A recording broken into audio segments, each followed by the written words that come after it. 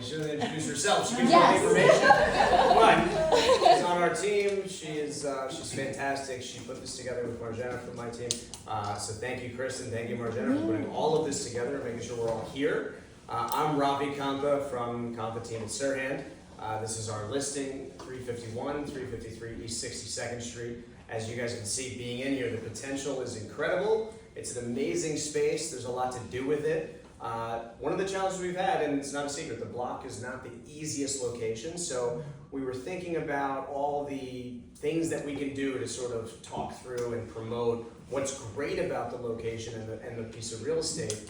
And we started kicking around the idea of, well, what if we just got together, what if we asked an architect about it or a contractor? And that sort of led to the idea of, well, it'd be great to actually get a bunch of experts in the room. We can talk about what they would do with this space, but then we can also make it more educational and more informational for a lot of people. And we can cover renovations in New York City right now. And then when they can sprinkle in what they would love to do to this space if they were unleashed, great. Then we can help promote the house and talk to buyers about what their great ideas all might be. So I'll go through and just introduce everybody. Sitting next to me right now is Linda Srigliano from LC3, owner's rep.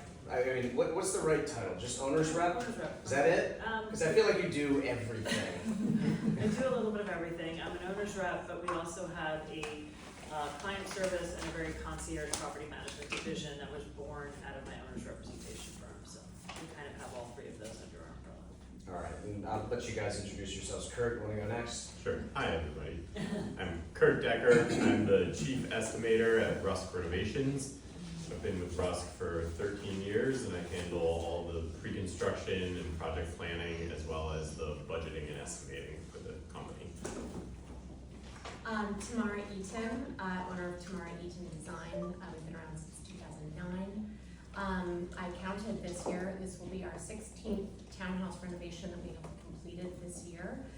So we've learned a lot. I'm sure the next one will not be a guinea pig.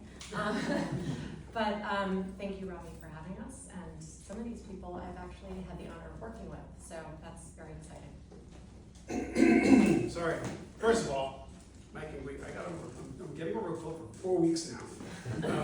But it's not contagious. I don't have COVID until after 10. But Mike Ingui Architecture used to be Bax Ingui, for those of you who know Ben. Ben is still working with us, and super happy. But we are 26-person interiors and architecture firm. We do a lot of townhouse work, a lot of apartment work. We're doing a lot of work out of the city now, and pretty much everybody on the panel. Pretty excited. Today will be a lot of fun. Fantastic.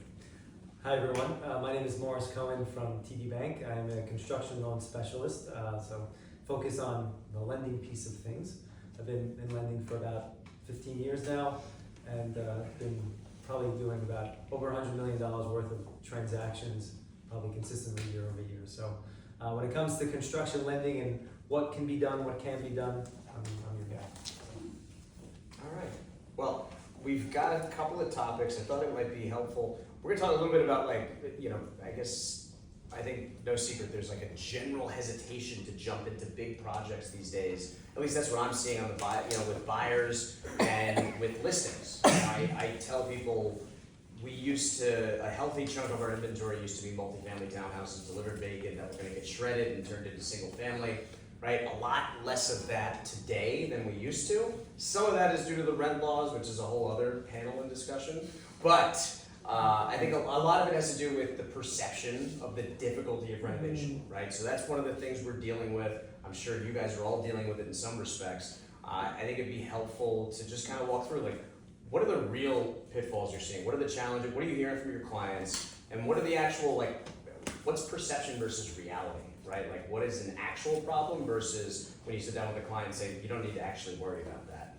Because I know I'm seeing that a lot. So Linda, maybe, I know you and Mike probably get involved earliest. Tamara, you too, but I think you guys get involved probably consistently the earliest in the process, because if there's an existing relationship, I know you're probably the first through the door, as you have surprised me a few times with this. And Mike, I know you're often the first call as well. So Linda, maybe hear from you on that. So, perception and reality are definitely two different things in terms of construction. And I think from my perspective, there's a couple of different components that have to go into the initial process of a townhouse. And I think for a lot of people, everybody's mind initial always goes to what's the cost of construction, what's the cost of construction. But, the thing you wanna understand, and it's not in an effort to scare them, but it's in an effort to prepare them, is that there's three different buckets to a renovation, right? It's going to be your construction costs, but then it's gonna be all the soft costs, and then it's gonna be your design costs. And so the thing is that you want, to me, the way I kind of get over the perception is to talk reality, is to talk to it, and also say that you have ways of staging your reality, right? You have ways of staging the process. So yeah, full gut is a whole different ballgame, but does it have to be? Does it, how can we look at this in, what is the goal behind how you wanna live, and kind of taking what the homeowner is looking for, or what the townhouse offers, right? So like, take a structure like this, like, there's a lot of benefits to this, and maybe there's areas that can remain, maybe there's none of it that can remain, but you look at it from that way. So I think what I try and do, if I can, is really set the stage of a realistic approach to the stages of construction and what those costs are. And I think what that does is it takes away the fear, right? If you just rip the Band-Aid and speak in a language that people understand, no matter what the dollar amount is, you're making it a tangible conversation. And so when people can't understand something or can't get their head around it, that's when fear exists. So you take away the fear by sharing with them the knowledge of how to break it down. That's how I kind of see it, then I hand it off to them to say go for it. So. I mean, I very often we're called in because people can't see what you can do. I feel like this building is a very good example. So I mean, just everybody be quiet for a second and listen. It's quiet, but outside is super loud. So it's not that you can't have a quiet, wonderful home here. You could. There are no windows on this wall. You guys haven't seen outside yet, but if you look at the listing, there's an incredible garden outside. That you cannot see. It's incredible. So, and you can see it from here, you can get to it from the whole floor that's below this. And then above us is a whole other garden. So you've got all these gardens back here. So this is simply a house that someone has to kind of reimagine inside out. You do soundproof windows in the front, you put the bedrooms on the front, because it doesn't matter, and you put your living spaces on the back, and all of a sudden, you can live in this area on this block in a really healthy, filtered fresh air home with a beautiful oasis, but you can't see it. And so for me, like, this is a great example of what we'll do when we walk through with somebody, because so many houses you just can't see. I mean, most houses, it's what we take down. You just gotta open up some walls, you gotta open up some windows. It's bananas to me that there are no windows on this wall. But especially being, there's like, the yard is like 6 or 7 houses deep. So you actually have like a whole yard view. Yeah. But coming into our conversation of cost, the other way I look at this house is, if you look at the buildings, someone restructured this already. Yeah. I mean, these are level floors. Do I really wish there were more light in the skies? Because I don't know why that's solid. Yeah, do I wish there were windows? Yeah, but the infrastructure for this is actually really good. I would take some stuff out, I'd take stuff away, but the first thing I look at infrastructure. If someone wants to do a multifamily, you already have your 2 means of egress. I never get that. I usually have to find a second place for my stairs. So in terms of cost, but it's also just a lot of house. So I like I'm an architect. I'm only going to bring up the positives. Stick to that. Yeah, but when we start to look at just how much we're going to have to do, all the finishes, everything we have to do, I mean, it's just so much of it. I don't know how much. What are we looking at square footage here? What do we A think? lot. Yeah, I mean, so it just adds up, and everything I just said costs a lot. It'll be beautiful when it's done, but it's still a lot of finishes. So. Well, I think that also goes into time, right? Linda was talking a little bit about time and like what to expect with a townhouse, and you're not moving in here anytime soon. That's just a reality. And I think a lot of clients think that they're going to hit the ground running, but it takes time to assemble a team, to interview everybody, even get soft cost budgets, and then go into what the real hard construction costs are, but those aren't out of thin air. You can, everyone can throw numbers around, but every day they're changing. And it takes time to actually get a real construction cost. What is the tile number? What is the install number? I mean, granular things like a glass tile costs a little bit more to install than a typical ceramic subway tile. Like, those things actually move the needle. So there's a lot of tinkering around in a big renovation project that you have to do in the design process to get a fast construction project and meet your budget. So people, want everything done in a rush, but I actually think that I've had a lot of clients either move in or rent it or something while they're tinkering, while they're designing, so that they're not up against, like big money carrying to two places at the Carrying same time. Right. Carrying costs. And then carrying while you're doing the construction. Like, people get stressed, and then like your wife has another baby, and you're like, oh my God, this is not the time, right? So I think that time is something that, once again, you're prepared. You're like, okay, I'm not hitting the ground for a year, and that's gonna be okay. I'm gonna do something else with it, and then move forward. Yeah. That's actually a good segue for just the timeline overall, right? I'm curious what you're seeing with timeline. Not just with, everyone knows, everyone talks about the nightmare of the Department of Buildings. Oh my God, it takes forever to get anything through. 12-week backup. So I'd love to hear from all of you on that. Like, what are you seeing right now? Realistic time frame. Let's use, we're in a townhouse. It's about townhouses. Let's focus on that. For a townhouse renovation, what are you seeing in terms of turnaround time? Kurt, you want to Yeah, I talk was about it? Hand it over to Mike. I would say everything takes longer than you think. Yeah. First, that is. So I would first ask the audience, raise your hand if you've ever renovated. Okay, keep your hand up if you've renovated twice. Yeah. Keep your hand up if you've renovated 3 times. Okay, so Travis, you don't count. Who has a hand up 3 times? You're crazy. yeah. So here's Or in the business. here's the reason why I did that though. You have to come to the mindset of the client who doesn't have the experience. Sure. This is their high risk, low frequency item.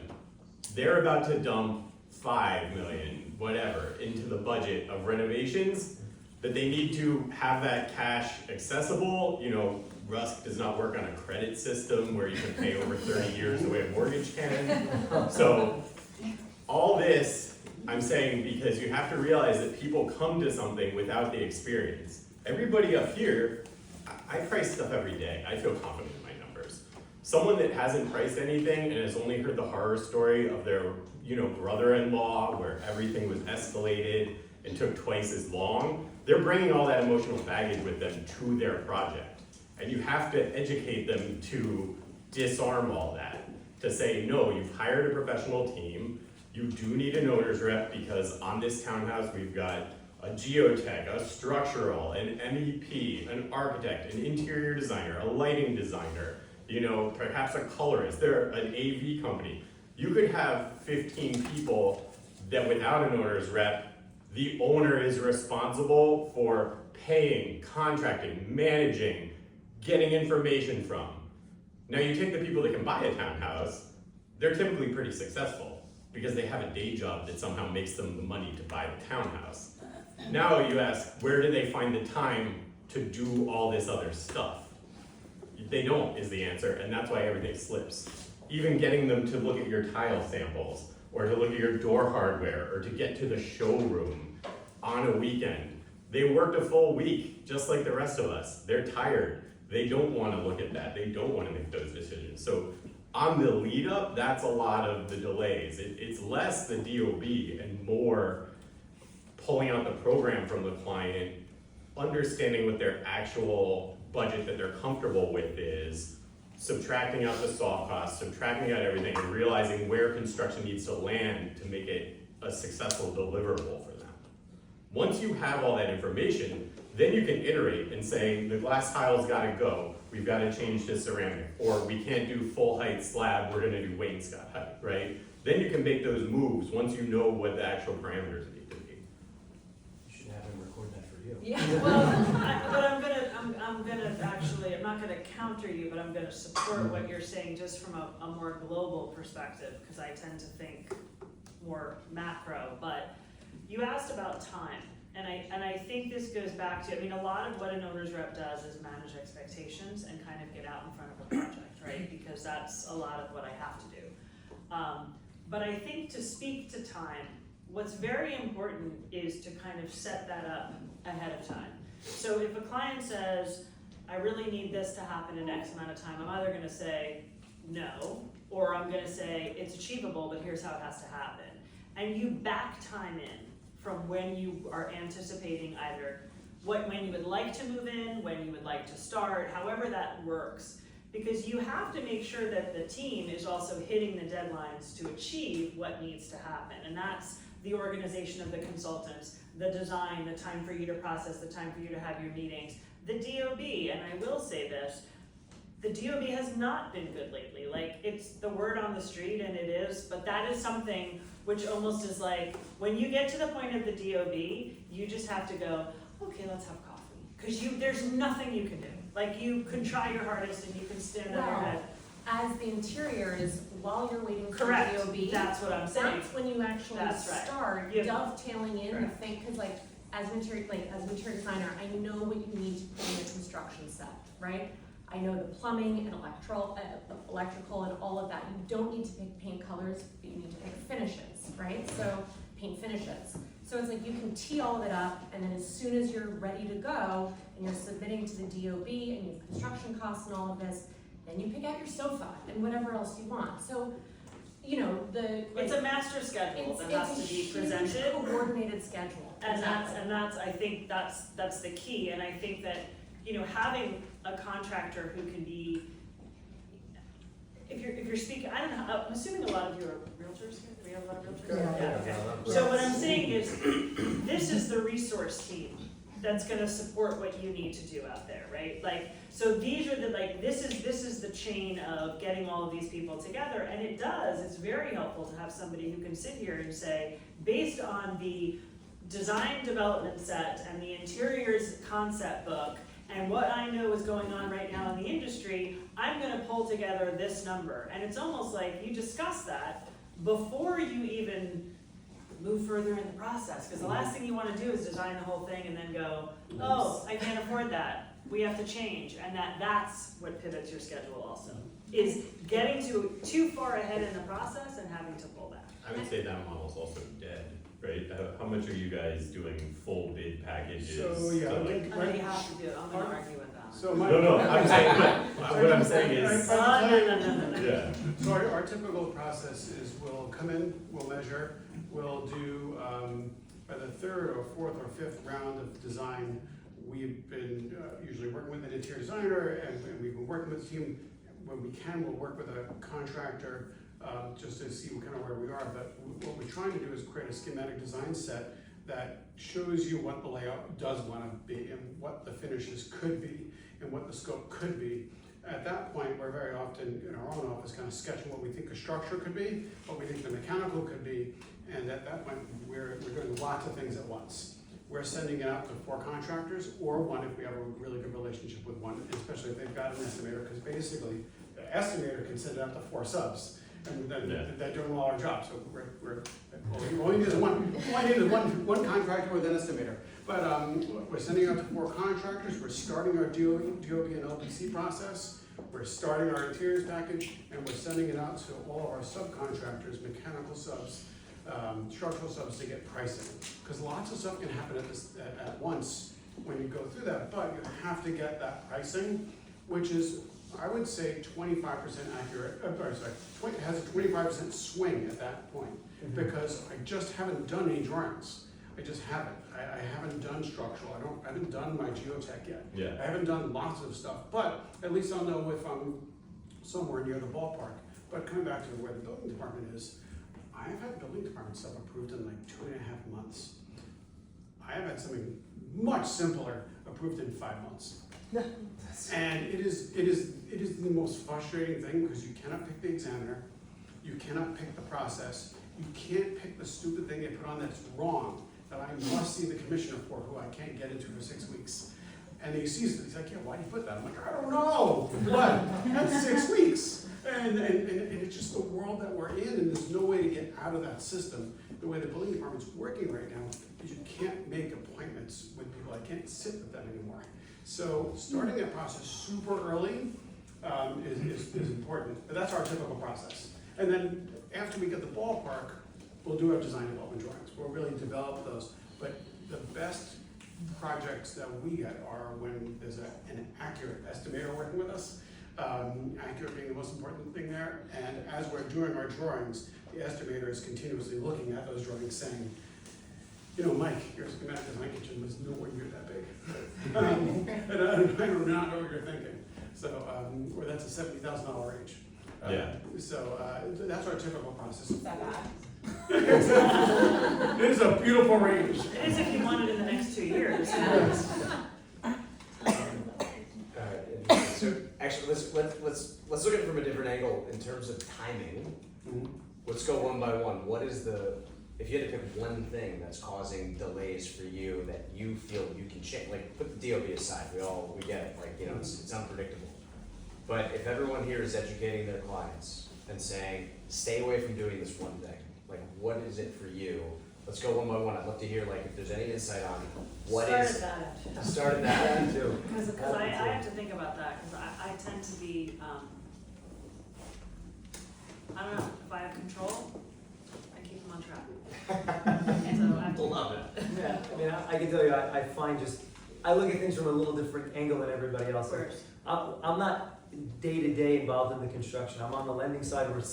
We're doing draws on the construction loan as the project gets completed and everything like that. And what we're seeing is similar to what you were saying. I mean, the first 6 months in general, we're not seeing any draws. Obviously, they're working on getting their permitting in place. But once that starts, the projects that really tend to move are the ones where I'm seeing the architect and the contractor one step ahead of everything, right? So if they're working on framing, are we already getting the plumbing contractors and the other rough-in contractors ready to go as soon as they're done? Are things stacked properly where the next representative or the next subcontractor is ready to come in almost immediately after the previous one? And those are the transactions or the construction projects that tend to move quicker. From again, seeing it more on the back end. So I don't know if that was helpful. Yeah, I think so, yeah. And especially because you see where the money flows. Exactly. And so I would say, starting from the things that we can't control, which I already mentioned, whoever you get at Landmarks or whoever you get at the building department. Some are super easy, some are not. The next, actually, which has become a bigger problem, that's harder to solve, so we're starting it super early now, are neighbor agreements. So whenever we're doing additions up or back or side, they don't seem to be getting any easier. We've got lots of neighbors who say they'll be easy, and then you start and they're not. So we've become a little bit more stringent on starting that earlier. And then finally, I'd say the biggest delays during construction come from miscommunication or come from something that someone didn't get right. Hopefully it's not on our side, but it can be. And then too much time wasted not just fixing it. So just whatever you need to do to move that forward, move that ball forward. Whatever that miscommunication was, whatever it was, have the weekly meeting, and then that'd be the last thing I'd say. I feel like the golden rule for us is a weekly meeting. What did you do last week? What are you doing this week? What do you need from me for the next 2 weeks? Kind of keeps everything on track. It's really hard to mess up too long if you ask those 3 golden questions. Communication seems to be the key, right? It just is. I would say, and that's the most difficult one. Yeah. And we control it. Is the weekly meeting with the client? I'm sorry? The weekly meeting with the client? Or the Often. meetings? Yeah. So for me, the answer is yes. Only because we work with some clients who have representatives. It's with the client, or at least I need access to that client for 15 minutes. We can do it 15 minutes on a phone call. Well, even better in person. But it's amazing. Just 30 emails in 2 minutes. It's just, and nobody, and no miscommunication. And then the other thing I'd say for anybody who's an architect, people who can draw and design while they're in the meeting, and contractors who estimators who can estimate quickly, it saves weeks. Like I remember lots of like design charrettes that we've had in the office Saves to so much draw time. stuff and just quickly manipulate things with and without clients present, because then we just get it all out and, you know, feels like school again. It does, Right? it does, yeah. But I concur with Mike about weekly meetings. You know, clients cannot read drawings the way that we can. We all think in 3D, we can see it, I see a plan, I know what it's gonna look like, and I can paint the picture in my head. I don't know if that's just the way that you have to be in this industry, or if we were all born with it, and that's why we're here. But I think that ability for clients to then, you know, not just live in plan land, and be able to see things as they're progressing, because they're like, oh, I didn't know we were doing crown molding there. And it's like, well, yeah, it's been on the drawings, but that doesn't mean anything to the client, really. So I think those weekly meetings are also just, you know, they're so emotionally and financially invested in this. They want to see the progress, but they also, you only want good surprises at the end. You don't want anything bad. They're like, oh, I wasn't expecting that. So I think that weekly meeting also is, you know, confidence building and progress with the client, not just the, you know, miscommunications. Agreed. I have two things. And they kind of came from listening to other people. I had one. So the first one, advice to keep a tight schedule, is buy the property that's the right size to begin with. You will save time by not planning on ripping off the back wall and extending it back, or taking air rights and building up. If you really want speed, keep it tight, because those things also cost way more than anyone realizes. And when the budgets come back for all that work, it often gets cut anyway. And then you've spent a lot of time, gotten your hopes up, and it just gets crushed and VE'd out. The other part goes with what Michael said about being able to sketch. Have a project team from the design side that is empowered to sit in a meeting, and you're not getting a junior architect that's 22 and can't make any decisions, and they're just at the meeting to take notes and run back to the office and get someone else to make the decision. They're like a proxy for the architect.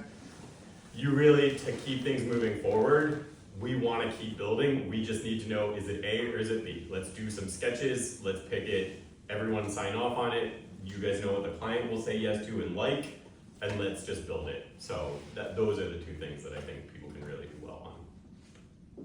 Alright, I heard the light bulb go on. Light for bulb you when went we were off. talking, so. So I think you asked a question about if I could control or adapt anything that I feel is the cog in the wheel. And from my perspective, it's starting construction too soon. I think a lot of people want to get out of the gate, they want to start, they're carrying costs, they're carrying mortgages, and they say, why can't we start? Sure, no problem, we can pull a demo permit, we can do this. And I'm telling you right now, it is my biggest gripe that when people start construction too soon because they think they can, all of us will be sitting on a joint compound bucket 3 months later figuring out what we're supposed to be doing. So for me, the one thing that I would say is the biggest mistake that people do is they start the process too early without having all the information they need, without having the cost, without locking in what they need, because you want to come out of the gate strong. That's how things start successfully. If you start too soon without having the information, that is when trouble will strike. Well, that's the weekly meetings. We've done all the design and we're done. Yeah, And the weekly meetings are just the details. I'm agreeing with it. I Right? love the weekly Like meetings, but that's- to me, it's like, Oh, no, but. if the yeah. drawings aren't, I'm taking it Yeah, back yeah. 2 months earlier, which is like, we wanna start, and I'm saying, no, like, I'm telling you, wait another month, and I will save you 3 on the back end. And honestly, that's where I found this rep is helpful, because you don't have any skin in the game on that one. No, Right. You're really, you No. are their rep. no, I am literally like, pace yourself, give them another month to flush out what they need to, and get those details out so they can get them to Kurt, so we can make sure that during the process, when you start to, things become detailed, it's not fleshed out, And I'm not saying that I love the charrettes, and believe me, nobody draws anymore and I miss it. But there are cost implications with that. I'd like to know those ahead of time. Oh, no, but we do all of that With before for- a project. Correct. We Yeah. don't, like, Correct. nobody on the design side likes to start a project where you're gonna figure stuff out on I'm site. not saying. It's Yeah. horrible. It's not, it's like the way, and so when you Yeah. talk about like what holds things up, what's a schedule cog, it's people wanna start. I wanna start, let's start, and you're like, go ahead, start, have at it. I would say that Yeah. one other thing that we're doing now that we didn't do before, even a year ago, even though you could do it a year ago, we model everything now. It's just so much better to model, and over the past 2 to 3 months is when we really have started to model everything even more. It's just the way we actually start our projects. We start our projects by 3D scanning a building now, we just didn't do that. I would say over the last 6 months, the software that provides the drawings to us from that has gotten so much better that I can now model everything.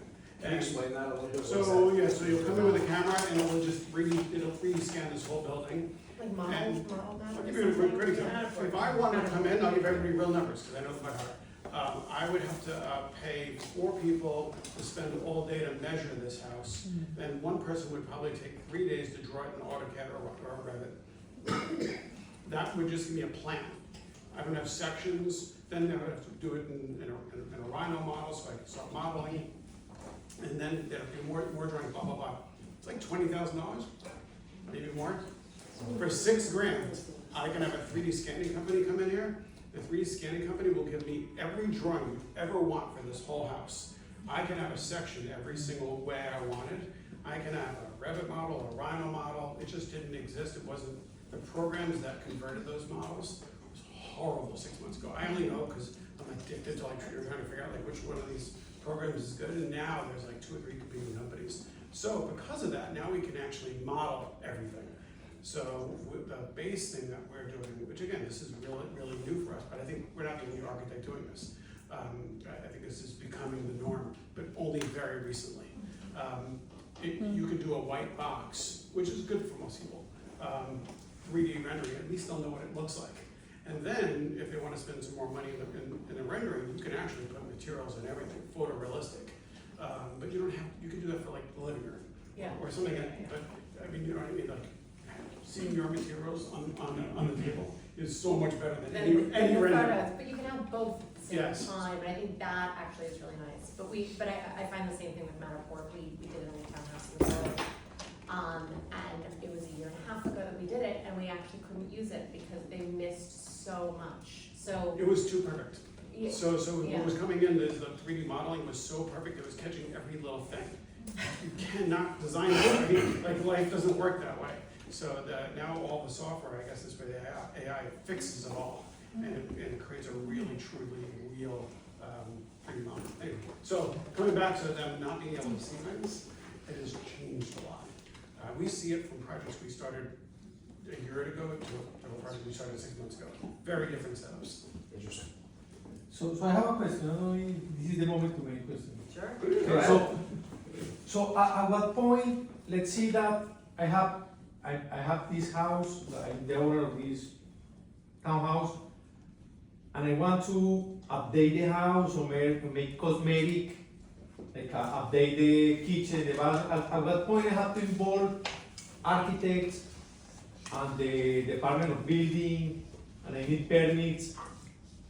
What is the limit between cosmetic and renovation with the old professionals?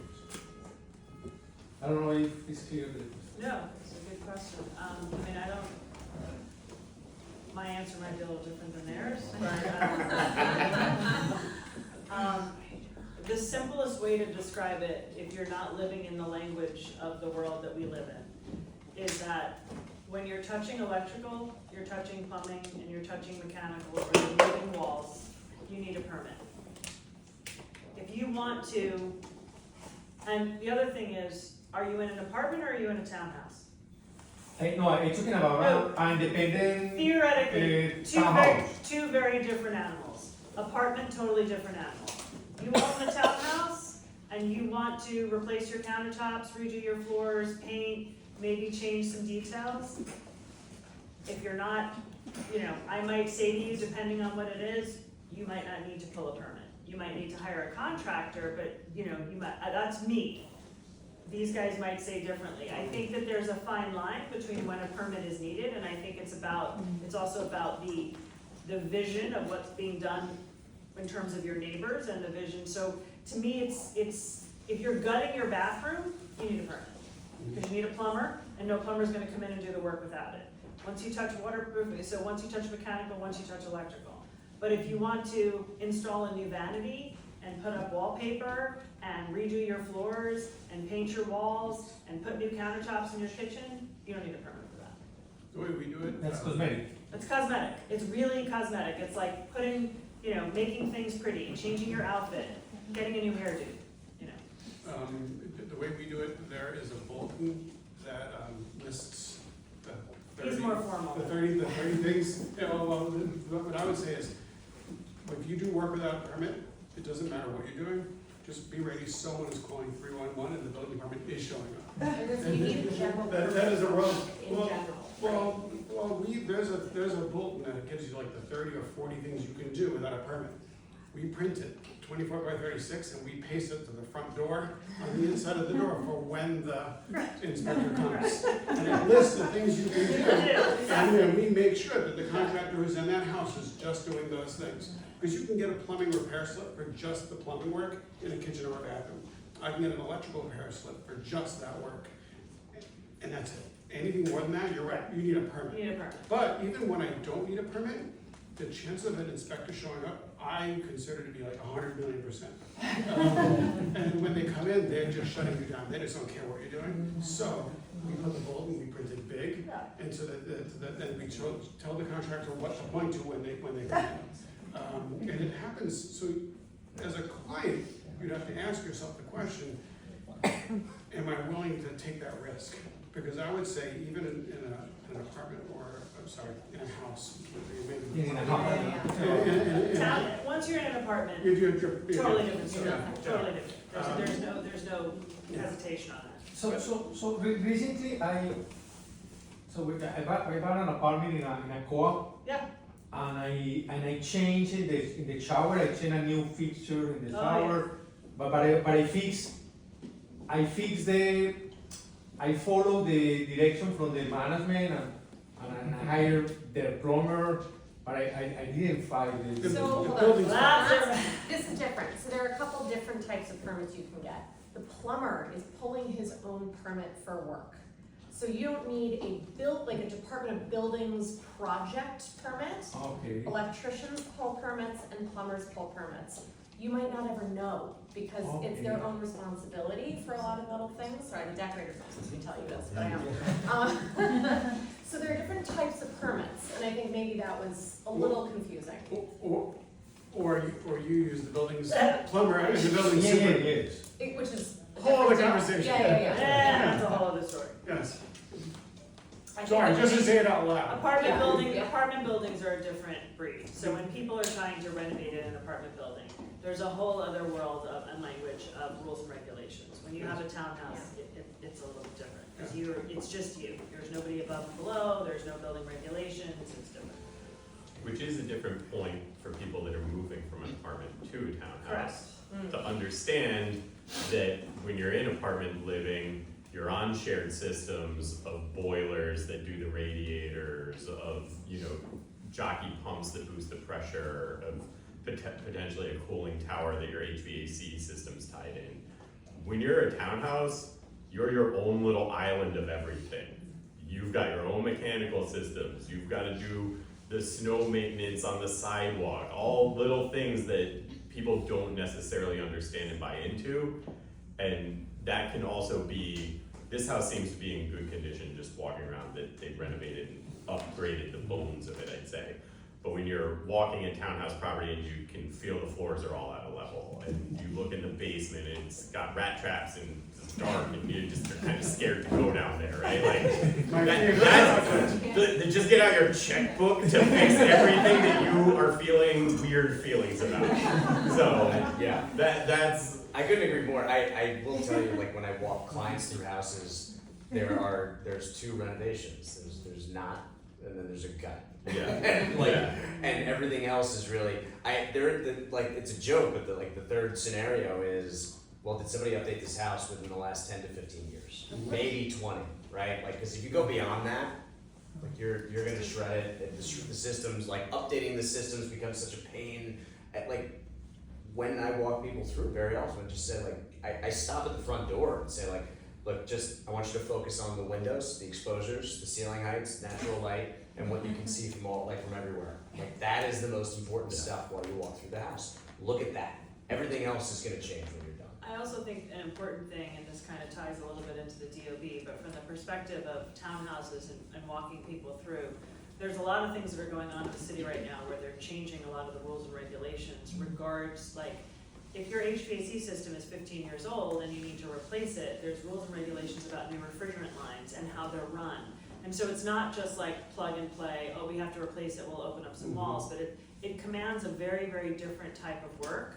So I think from the perspective of what work is required, it's almost like serviceability of some of these systems is something else to look at, and that goes back to what you were saying. I mean, I'm working right now on a project where, that's not a different project, where we were upgrading the refrigerant lines, and unfortunately it took so long to get through the contractual process with the general contractor that we've actually outrun that update, and we're now running into the next update. So I have to re-engineer the mechanical systems before I've even started construction. That happens with multifamily all the time. So it's like, it's Yeah. really, like, Yeah. it's something All the that you time. just have to take into consideration, that it's not just so easy to say, oh, we're gonna put in new condensers. No, you're gonna run up all of your new air handlers with new refrigerant lines, because you can't get it serviced, and it's illegal So to it even have changes it. December 31st. Right, just exactly. Get all your HVAC work done, Done all that that, stuff and by you have to December have the 31st. units ordered, or they'll make you update. I see a Yeah. hand in the back, yeah. Yeah, I was wondering, you talked a bit about your process of letting clients know, like, that there's gonna be, Are you talking to me? sorry, Oh, speaking to okay. really all of you, Okay. but I think mostly the designers and yourself, Go for it. you too. But how do you, like, let the clients know without losing them that they're in for at least a year, probably 2 or more years of this.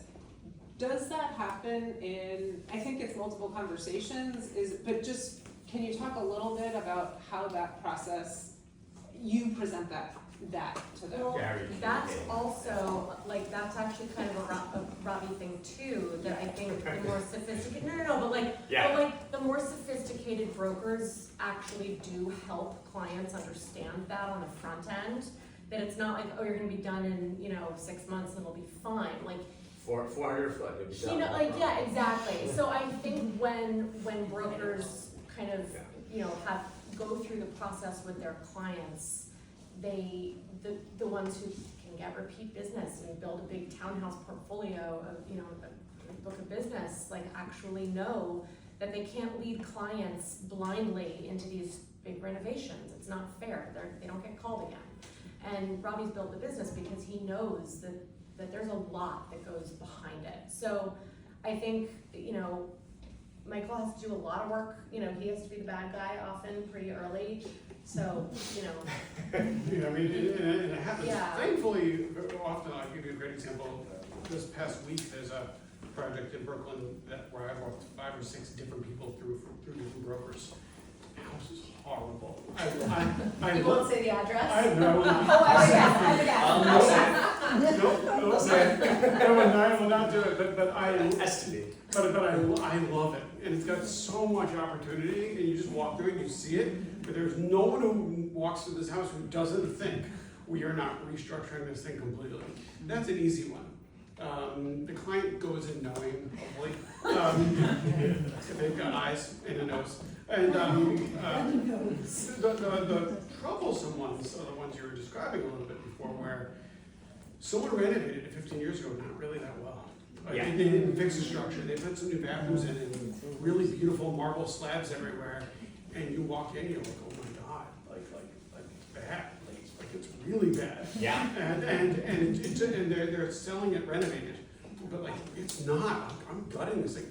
There's no difference between a house I just walked through with 5 people in the house I just described. Except for the sales price. It's like, and I have to be honest with them, and every broker who walks through with me knows, I have to be honest with them, I can't tell them I can keep it. And now, what you can do, because Tamara's right, the best thing I can do is live there for a little while we're doing our design work. It's cool to kind of live in it. I think in it's a nicer super house. fun. I've had clients who've had graffiti parties when they've left. Like, it's really fun. Yeah, we've done, but I think that then you get to choose when you start, but it's scary, like sometimes that people aren't being honest with them about what they can keep. Another architect is gonna walk through, like, you could just $300 a square foot, you can keep everything, just put some paint on it. But if you make enough phone calls, you can find any price you want. I was gonna say, you also get a better feel for what you wanna do with the space while you're living there, right? Like, you may decide to move the kitchen over here, or do, but there are a lot of things that you can figure out while you're in the home, as opposed to just trying to figure it out as you do a couple of site visits. So it adds a lot of value by living in the home for a little bit of time. Let me ask you- Especially if you're going from apartment to townhouse. That's a whole different Very style of Different style living. of living, yeah. You don't have a doorman, which some people love and some people don't. You call your plumber that you've made friends with to be your super, but I think the transition is actually a big one for people. Great points. Yeah. For you, actually, Morris, what, is someone moving in, like when they buy a house, they're gonna plan to renovate? Does that change the dynamic for you from a financing perspective? So, I mean, at the end of the day, I usually try and encourage people to purchase the home.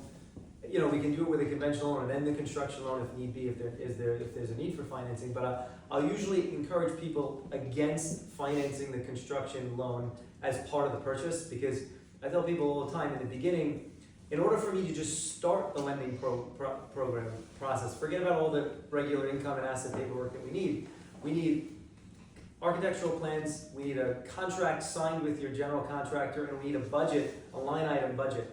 And that's just to determine the loan amount. So I can't even get started, because in order for me to know for example, order an appraisal, we're doing an appraisal based off of the future value.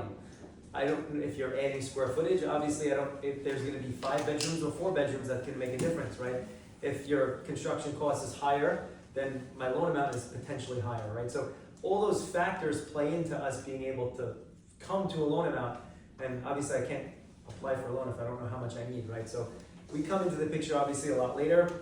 When somebody's looking to finance a construction project, I'm usually saying the process in general is gonna be a little bit longer. I can't even start until later on. Just understand, if the seller's willing to wait, then we can probably do it. But I'm usually encouraging people to finance it either conventionally first and then doing the construction, or doing the construction at a later point, just so that you can get all your ducks in a row and know exactly how much you need. Because the worst thing you can possibly do is put together a budget, slap together a contract and some architectural plans, get a loan together, and then you decide to do something completely different. You're gonna have to get that reapproved by the bank, you're gonna be potentially short, and then you potentially need to go through either a modification or apply for a brand new construction loan. Those changes can affect things dramatically. So that's usually what I'm encouraging people to do, if that's a possibility. I have a follow-up to that, because Yeah. I've seen it too many times not to ask the question. And then what happens if they haven't borrowed enough during construction? So I can tell you, for us, there are a lot of lenders out there that mid-construction, they won't take over a project. We do. We'll take over a construction mid-project. If they didn't borrow enough, they either need to come up with the cash, or we need to essentially refinance the construction loan, which can be a little bit hairy and a little bit complicated.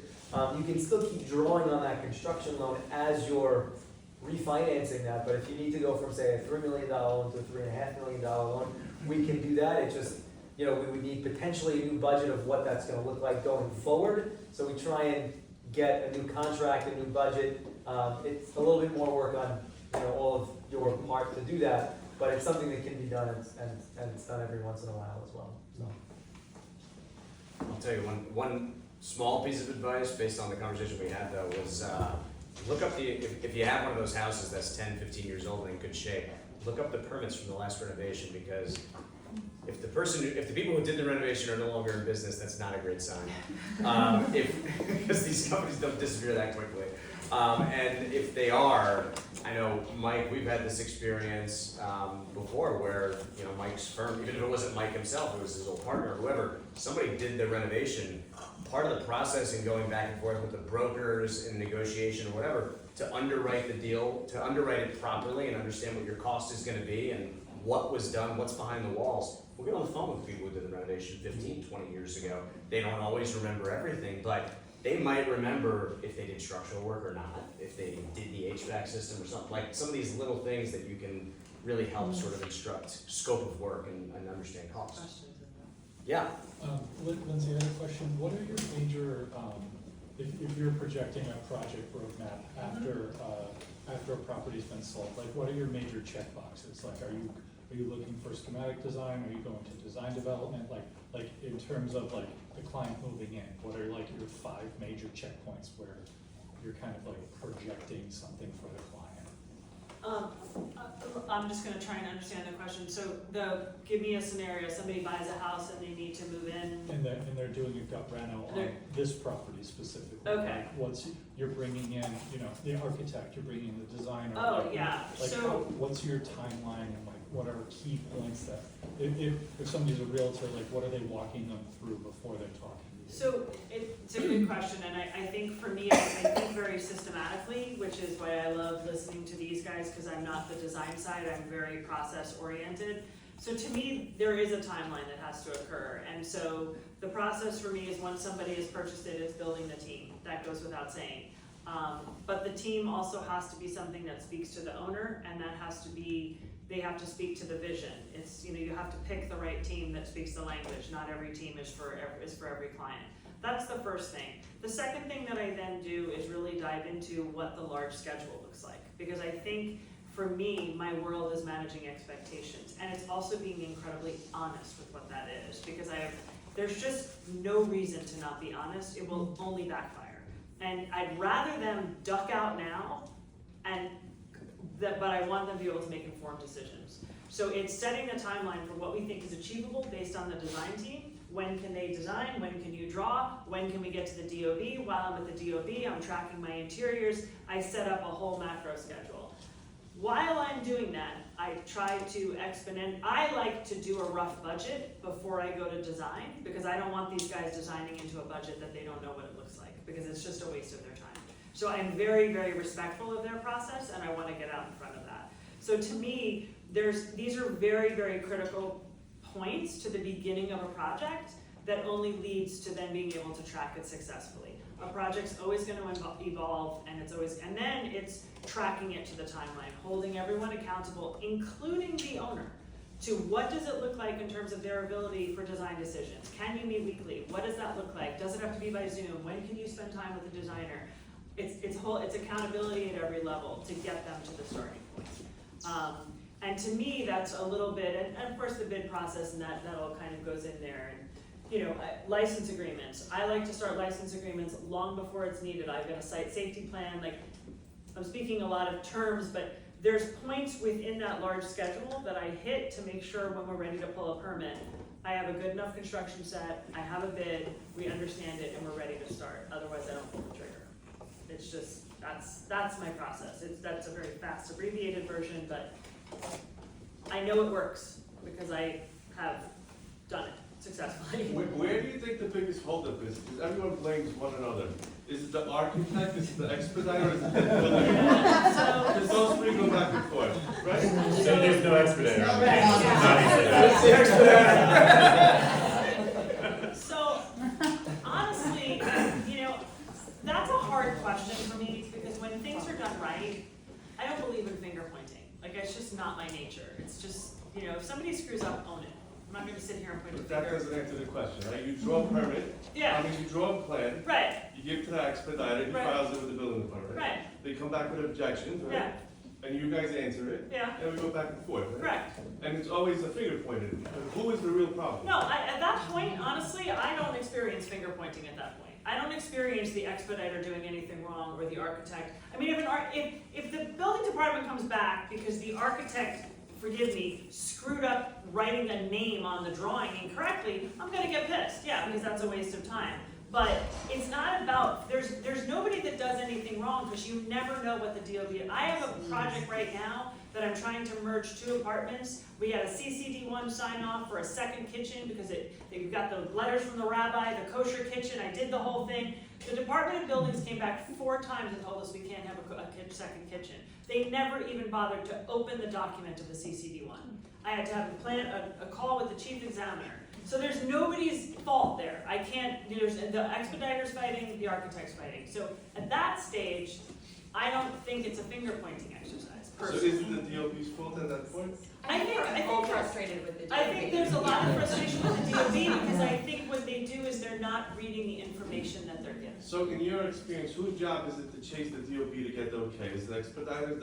It has to be the expediter. I mean, the DOB doesn't talk to anybody else. So- Well, and the architect can have connections with the building department. I have no connection. I mean, I know a few building I know people in the building department. If I really need to pull in a favor, I will. I'll make a phone call to somebody. But most of the time, it's the responsibility of the architect to chase and track work hand in hand with the expediter, and I'm gonna make a phone call every day and drive them crazy. I would say just 2 answers that I think would be helpful.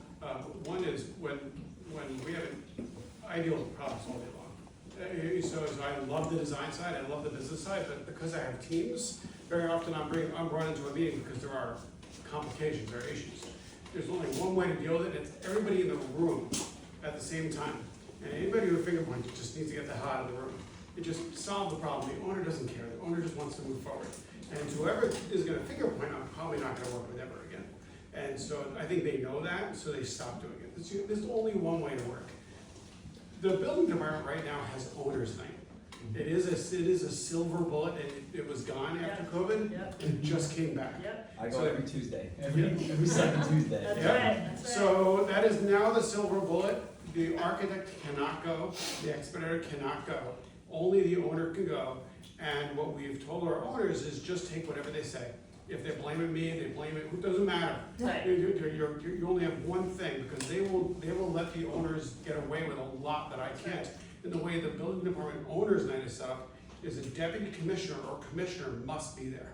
So you'd be amazed at how many people don't, how many people show up to the owner's nights that you're at? Go at 4 o'clock, you get on the list, you go. Yeah, it's amazing. It's It is- amazing. It is a silver bullet right now, because I'd say. Don't tell anybody else though. Yeah, so they took it away, but Right. it just came back, which is great, and then, the approval process is one thing we're talking about now, but it is nothing, and I'm positive we dealt with this. The sign-off process is, it's horrible. It is horrible. It is horrible. And you know what, and it's horrible because no matter who you talk to at the building department, they all want a different thing. They all blame someone for saying something different. This guy wanted me to write the note this way. Owner's night. Owner's night is incredible because the people who are there will cut through that. And so we used to use it all the time, and it's still the same thing. It is a silver bullet. We've changed our final draw. Usually we want to hold back about 5% of the construction budget until we have sign-offs. We changed our rules because the DOB is taking so long that we're just gonna hold back like 10 grand and that's it, send it to us and you'll get that last 10,000. Like, it's been that big of a pain point that we pushed so hard against management to give us some wiggle room on that, so. That's good. Yeah. I mean, we had an elevator in a townhouse that took a year to sign up. It's crazy, so, I don't know. Yeah. I would love to bring a question back to, I think, the topic, and it's like, how much is this gonna cost? Obviously, soft costs and. I was wondering if anybody was gonna actually. And- ask and me. go- I was gonna put you on the spot. Sorry, we get it on like a price per square foot Right. basis There for you go. government, Right. like, You know, paying people's. Right, so spend. obviously, the sky's the limit, we Like know an that. average, like over the past I year, think what? every single Yeah. person is gonna have a different response. No, I think the estimator needs to go first. Everyone's saying. Yeah, it's- yeah. I have a very Yeah. different theory, so I can only speak to projects my company undertakes, Right. which our typical square foot prices are 700 to 5,000. It's true, It's like the cable guy. it's true. It's a wide range. Between 8 and Yeah. 4. But I have not not done a project recently in the past 3 years that's under 700 a foot, and it's just, like, we were shocked getting all these, competitive bids back, and nobody's under 700 a foot. Yeah. So I'll answer the question then with a very, very similar number. So I've become friendly with a couple of developers who are now developing their own stuff. They are on site. They are there. They are the GCs. I actually have a hard time. There's only a few people. Had that conversation. To be your own GC is hard, but you save a lot of money. Some of them can get it to 600 a square foot. 700 square foot is where they get all that. And I'm telling you, well, sorry, again, this is an owner going out and buying everything themselves, and it's a developer. They're gonna carry it up the They're street literally, too. this is literally that person doing it. So, Driving the Ford. so the numbers where someone's throwing out in the outer boroughs, 550, 600 a square foot, it's just an impossible thing. 650, maybe 7 is really the number, and 7's very hard to hit. It's Seven's just low. 7's so Very hard to smart. hit. So, Yeah, seven's so very, very I just want to economical. get clear on what you're getting for 700 a square foot. If I've got lots of structural work to do in that house, if I'm doing new windows, if I've got to fix facades, It's 1,000. just, The 700 is including soft cost? No. design cost? Just Just construction. construction. But I can finish my whole spiel in like another minute. So I would say a lot of our projects are coming in anywhere between 850 and about 1,400 a square foot, 1,500 a square foot. So what the differences are sometimes finish level, marble slabs or expensive ranges. A lot of times it's structural. It has nothing to do with anything anybody's doing. And then the soft costs, depending on the work, you're 100% right. You're better off buying a building that's $1 million more and not doing the addition. Yeah, we haven't even talked about monitoring.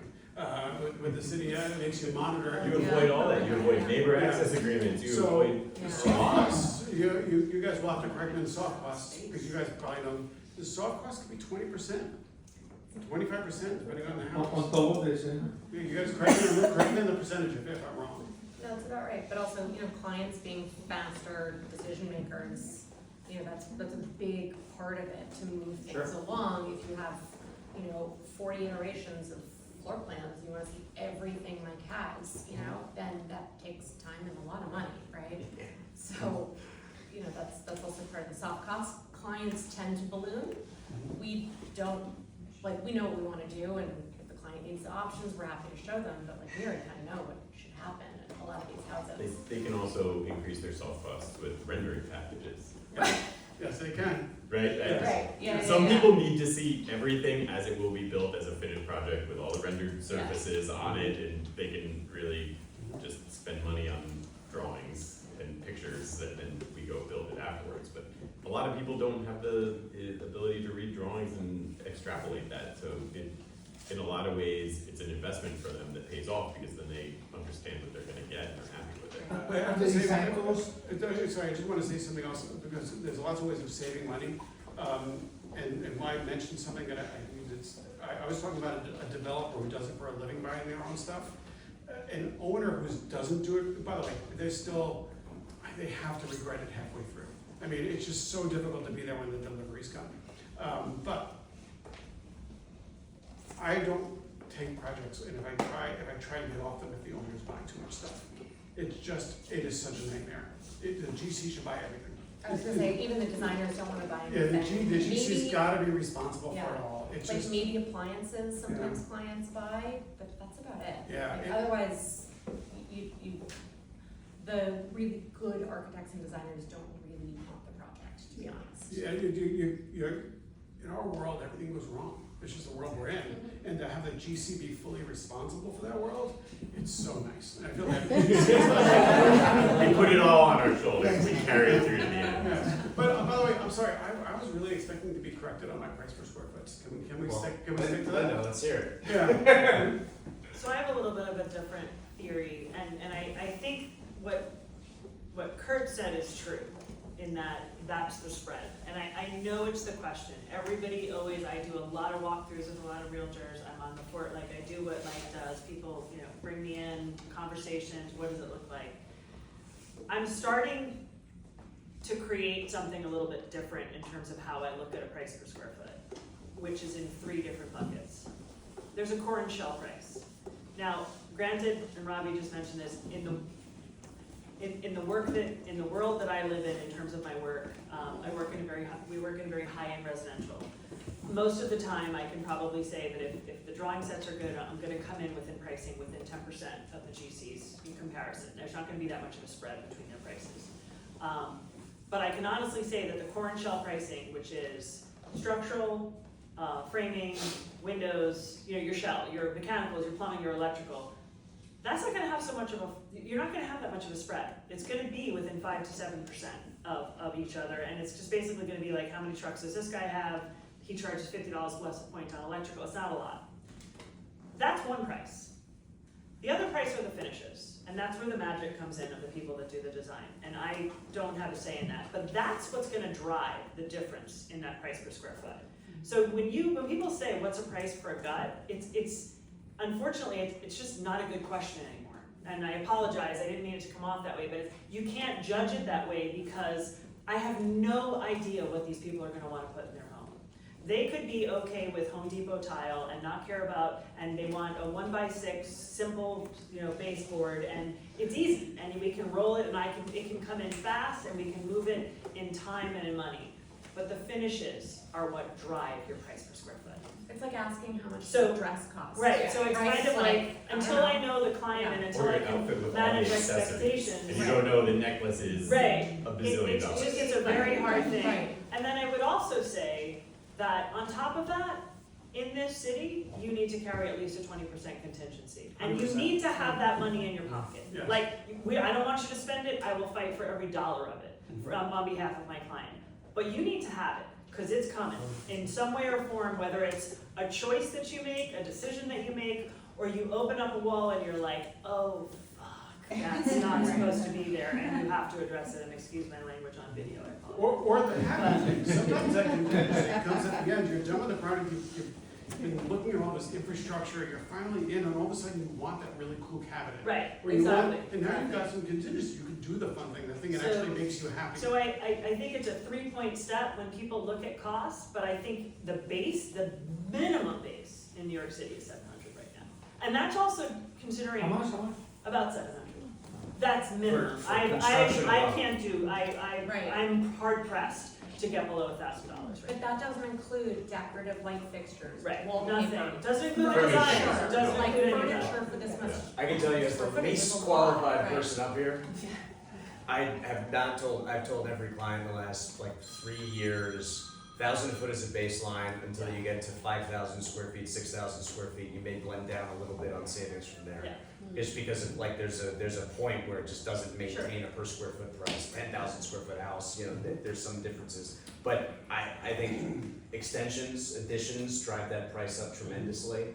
I just toured an amazing house a few blocks from here, $30 million renovation, because every single piece of stone in the entire house was custom fit for every wall, floor, ceiling. I have never seen anything like it, and the guy pointed out to me during the tour that there were no seams anywhere besides where a floor met wall and wall met ceiling.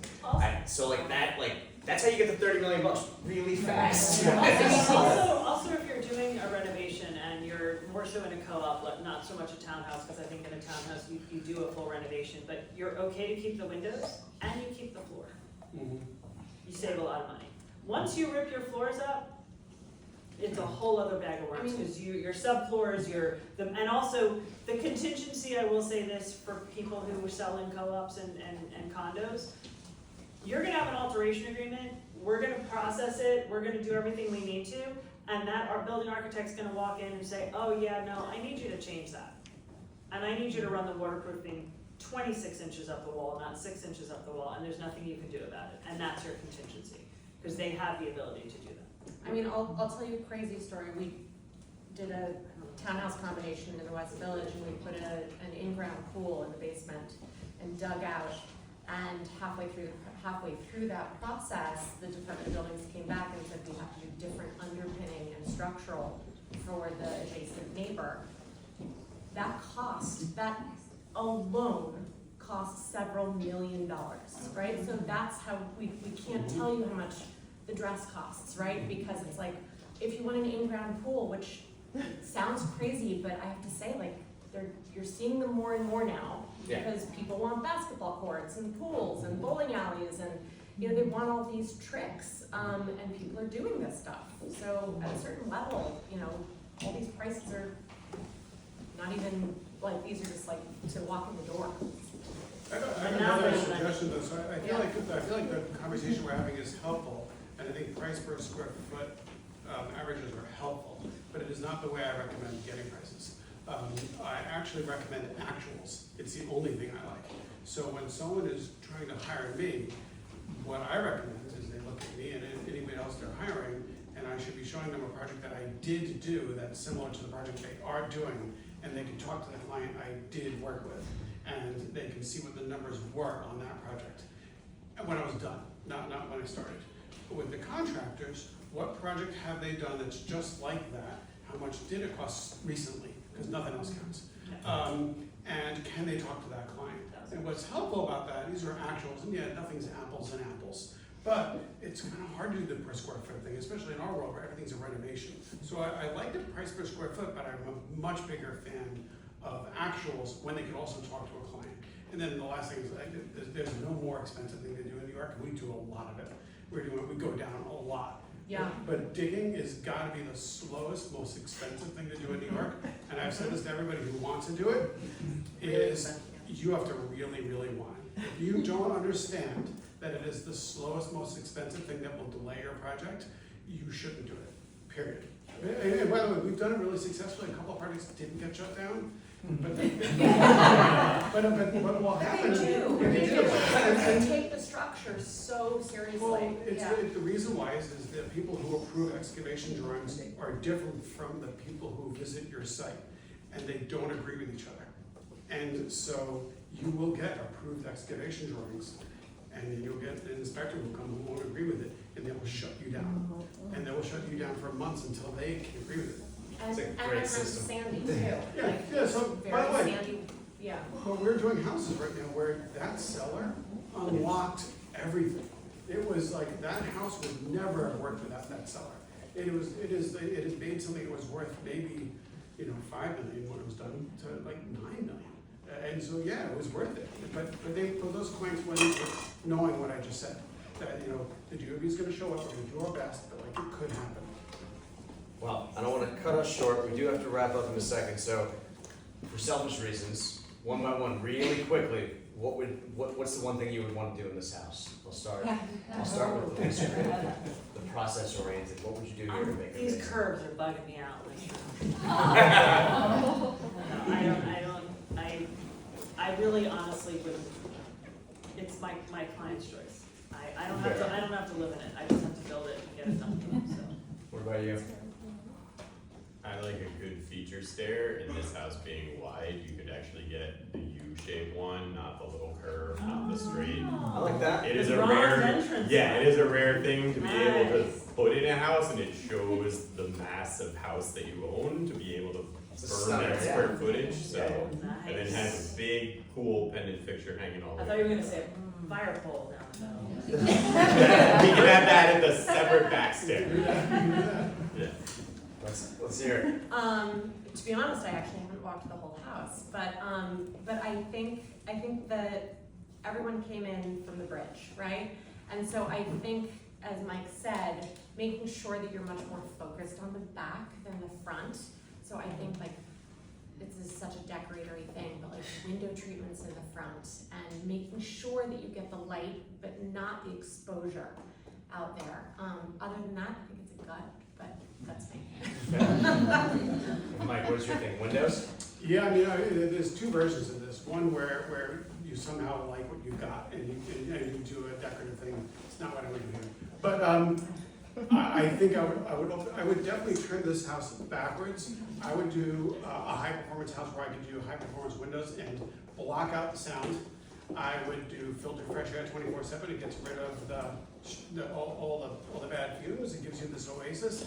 I would do windows, and this would be an oasis that you cannot have anywhere else. I mean, you could go from the craziness that's right here and then reverse it. I love the idea of the sculpturals there, definitely. And then connect everything. Right now, this is such a disconnected building, but I always make fun of our houses because people love what we take down and not what I put up. So just removing some of the stuff, removing some of the things you're describing here, so you can see through it all.